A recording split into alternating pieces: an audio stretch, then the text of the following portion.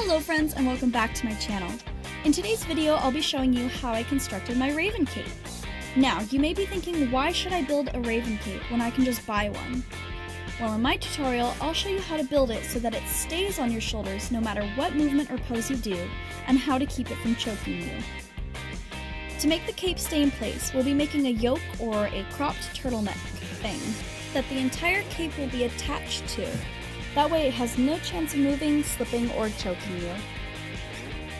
To start, you'll need 4 to 5 yards of 60-inch wide fabric. I'm using a lycra, but you can use a non-stretch for the cape part.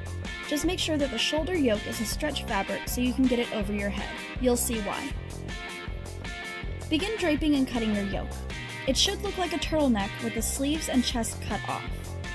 Once you have your general shape, clean it up and serge or zigzag stitch it together and try it on.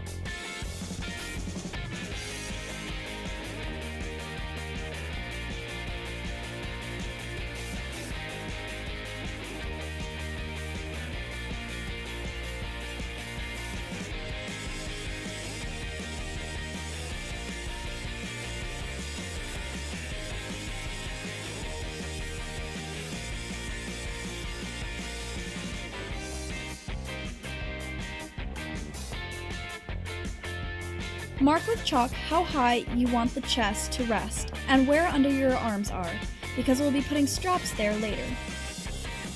Clean up your lines and cut out your mark only on the chest of your yoke piece.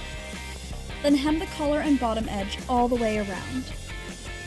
From there, cut a piece of elastic the depth of your underarm from front to back, plus some seam allowance.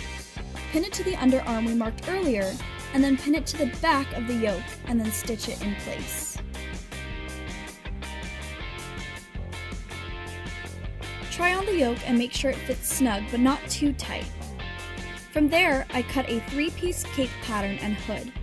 Here are some suitable patterns.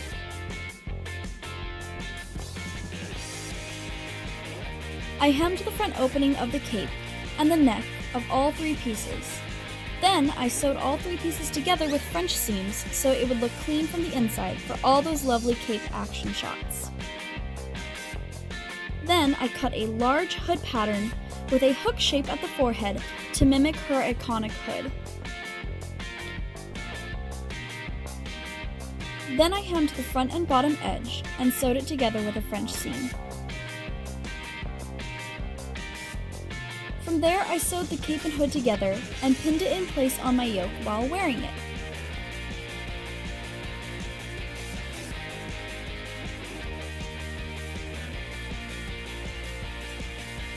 I stitched it in place on the yoke by stitching on the seam allowance of the hood and cape. That way, any stitching would be hidden from the outside. Then, add your LED gems, which I will show you how to make in next week's video, and you're done!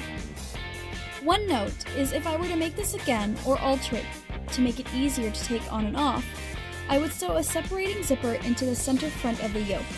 But otherwise, I'm very happy with this design, and having the yoke makes wearing the cloak so easy and prevents it from moving too much or choking me. Thanks so much for watching. If you enjoyed today's video, be sure to subscribe and share with your friends. It helps me out a lot. And remember, cosplay is all about having fun.